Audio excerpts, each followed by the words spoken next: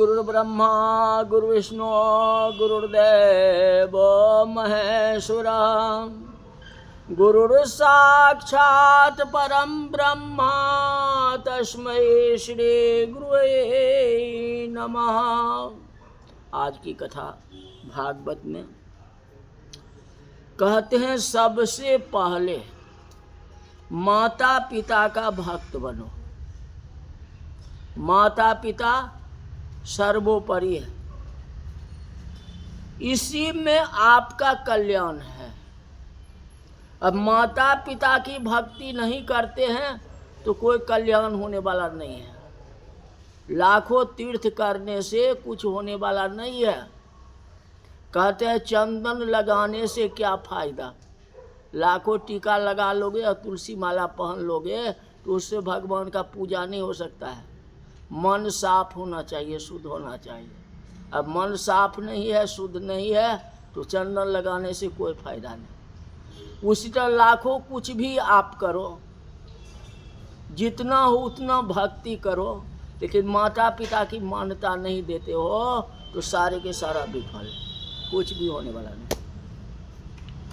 माता पिता का जो अनादर करता है उसको पिछला धर्म भी नष्ट हो जाता है। जो पिछला धर्म कर्म है वो सारे के सारे नष्ट हो जाते हैं। आप कुमारावस्था में थे, माता पिता को बहुत सेवा किए, और जब आपकी शादी हुई अब पत्नी के बात पर आ गए, अब पत्नी के कहे अनुसार माता पिता को छोड़ दिया, है कि नहीं? तो जो युवावस्था में आप बचपना में जो धर्म किए थे कुमारावस्था में, वे सारे के सारे नष्ट हो गया। सब किया दिया साफ। 25 वर्ष तक आपने माँ बाप की सेवा कर दी, अब 25 वर्ष के बाद शादी के बाद आपने छोड़ दिया तो सारे के सारे नष्ट हो गए। ऐसा नहीं करना। वृद्धावस्था में हृदय कोमल बनता है। वृद्धों को मान देना चाहिए। जितना बचपना बाल अवस्था में बच्चे के हृदय कोमल है, चाहे उसका दुश्मन हो या पड़ोसी हो या माँ बाप हो या कोई हो, सबके गोदी में चला जाता है, एक समान देखता है। वैसे ही जब माता पिता वृद्ध हो जाते हैं तो सब पर आशा करते हैं जो कोई हमारा साथ दे, कोई मेरा मदद करे। वह मदद के लिए चाहते हैं, और बेटा मदद कर दे, बेटा सहारा ले, ये सबसे बड़ी बात है ना। तो कहा कि बेटा तो बेटा है ना। वृद्धों को बारंबार वंदना करो। कदाचित उनकी भूल हो जाए तो उनको प्रेम से समझा देना चाहिए, विनय से समझा देना चाहिए, क्योंकि अपराध तो हो ही जाएगा। क्योंकि बाल वृद्ध कर एक स्वभाव, बच्चे और वृद्ध दोनों बराबरी होते हैं। जितना अपराध एक बच्चे करते हैं उतना वृद्ध भी कर सकता है। तो वृद्ध को भी तो आप समझा सकते हो। अगर बच्चे को मना करते हो तो वृद्ध को आप समझा नहीं सकते हैं, अपने माता पिता को समझा नहीं सकते हैं। वृद्धों को हृदय पर ऐसा मत कहो कि उनको धक्का लग जाए, तकलीफ हो जाए।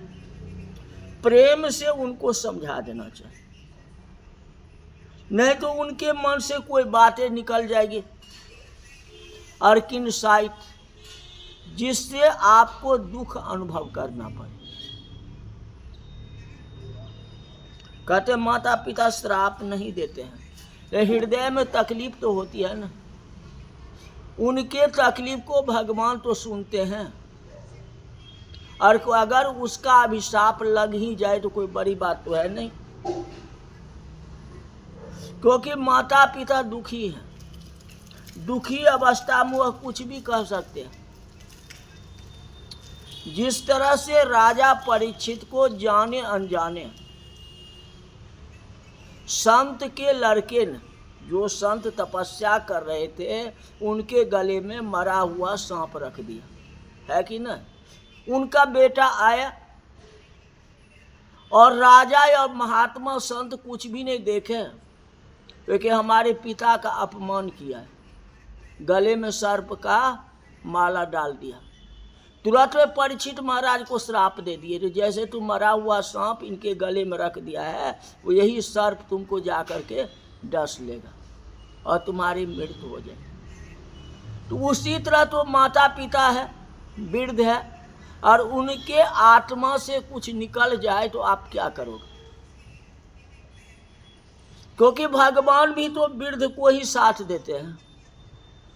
जितना भगवान को वृद्ध प्यारा होता है, जितना भगवान को बालक प्यारा होता है, वैसा युवावस्था के लोग नहीं प्यारे होते।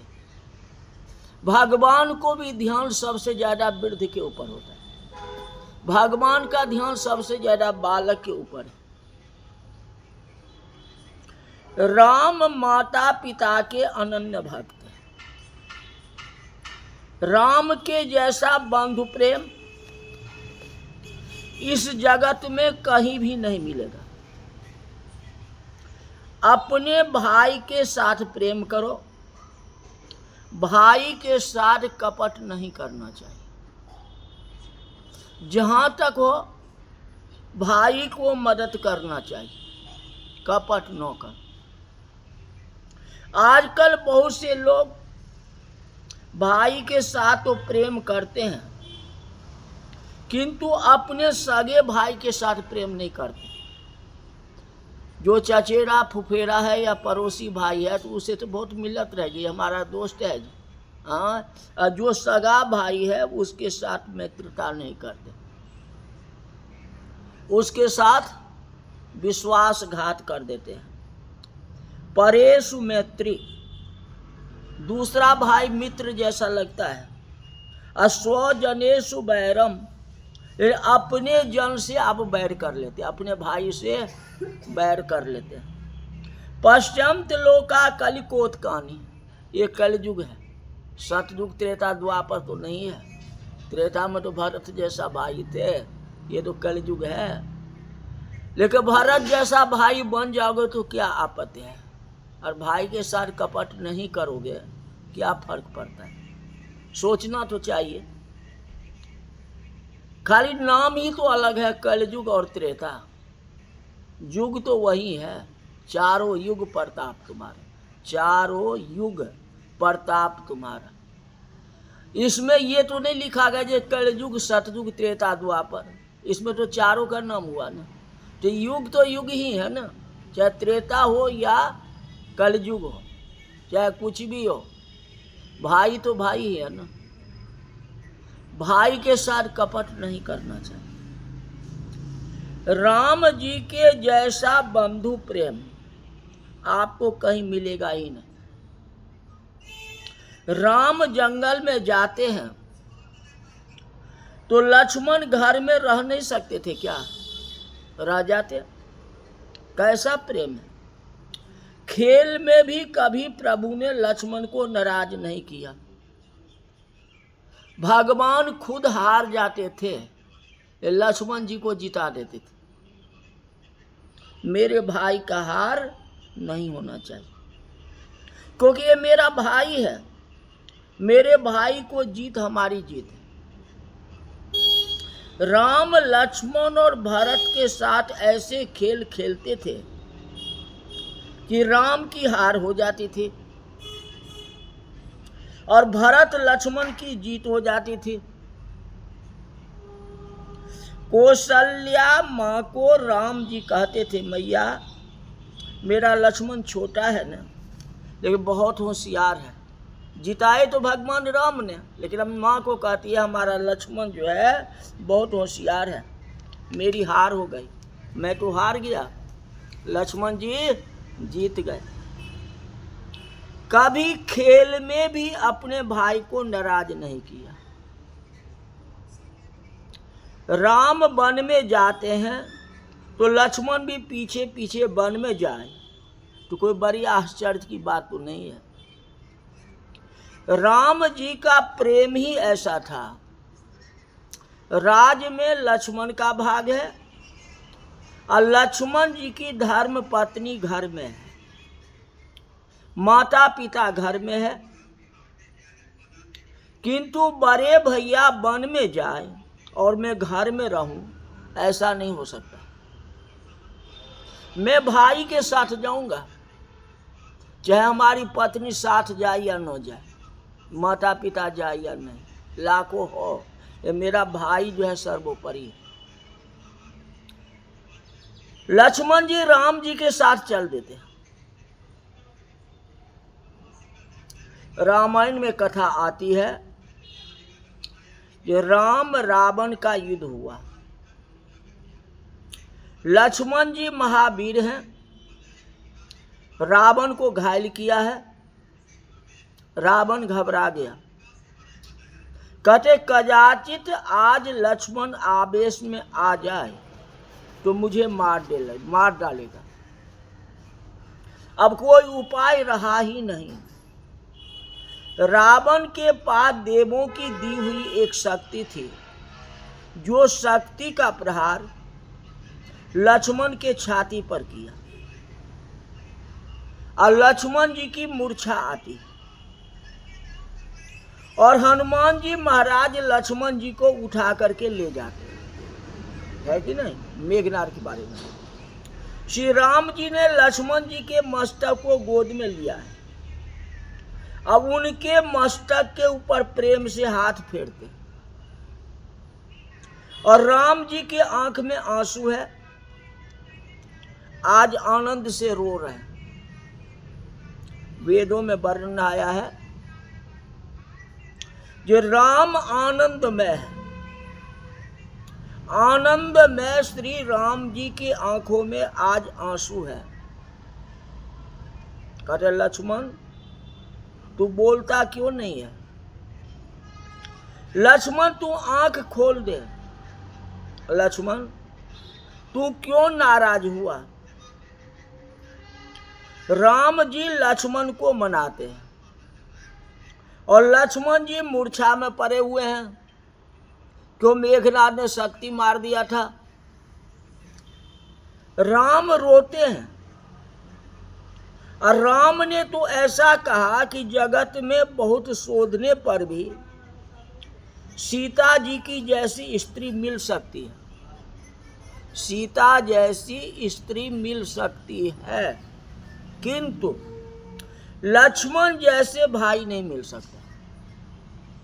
सीता जैसी पत्नी मिल सकती है, लेकिन लक्ष्मण जैसा भाई नहीं मिल सकता। मिला ही न कबहू सहोदर भ्राता, कोई सहोदर भ्राता है, भाई है, जन्मे एक संग सब भाई, अब भोजन केर कीन लड़काई। वैद राज सुखेन को बुलाया, और सुखेन वैद ने कहा कि सूर्य उदय होने से पहले लक्ष्मण जी की पेट में संजीवनी वनस्पति का रस जाना चाहिए। सूर्य उदय हो तो फिर जो है लक्ष्मण जी प्राण छोड़ देंगे, मतलब जीवित नहीं रहेंगे। वैदराज ऐसा कहा तो रामचंद्र जी ने कहा जो मेरा भाई लक्ष्मण जहाँ जाएगा उसके पीछे मैं भी जाऊंगा, मैं उसको अकेले नहीं जाने दूंगा। बड़ा भाई राम के जैसा हो तो छोटा भाई भी लक्ष्मण बन जाए, और बड़ा भाई रावण के जैसा हो, मेघनाद के जैसा हो, छोटा भाई कुंभकर्ण की जैसा हो जाएगा। कहते प्रेम और मान कभी मांगना नहीं देना, और राम जी लक्ष्मण जी के साथ चलने के लिए तैयार हो गए। कहते अगर हमारा भाई इस संसार से चला जाएगा तो मैं भी जीवित नहीं रहूंगा, मैं भी इनके साथ चला जाऊंगा। अब वही विभीषण जी रावण को इतना समझाए जो भैया हमारी बात मान लो, तुम्हारी जीत हमारी जीत है, तुम भगवान की शरण में चले जाओ। लेकिन रावण ने विभीषण की बात नहीं, जहां तक कि कुंभकर्ण भी कहा तो जगदम्बा हरि आन करी, सठ चाहत कल्याण। अब तुम कल्याण चाहते हो, तुमने जगदम्बा को हर करके ले आया, सीता जी को हर के ले आया, और तुम्हारा कल्याण होना मुश्किल है। अभी भी चले जाओ, भगवान की शरण में चले जाओ, भगवान तुम्हें माफ कर देंगे। लेकिन नहीं, आज लक्ष्मण जी मूर्छित में हैं, सूर्य उदय ही लक्ष्मण जी की मृत्यु हो सकती है। भगवान राम ने प्रण कर लिया और लक्ष्मण जी की मृत्यु हो गई तो साथ में भी जाऊंगा, मैं इस संसार में नहीं रह सकता। अभी हनुमान जी छिपे हुए हैं, हनुमान जी की बात नहीं, ये आपस में। तो भाई जैसा होता है ना, भाई हो तो राम जैसा, भाई हो तो लक्ष्मण जैसा।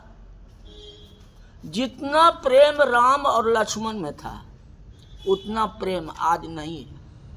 हम लोग को इससे शिक्षा मिलती है, जो बनो तो राम लक्ष्मण जैसा, दूसरे जैसा मत बनो, तो संसार सागर से पार हो जाओगे, इसमें कोई प्रकार की संदेह नहीं है।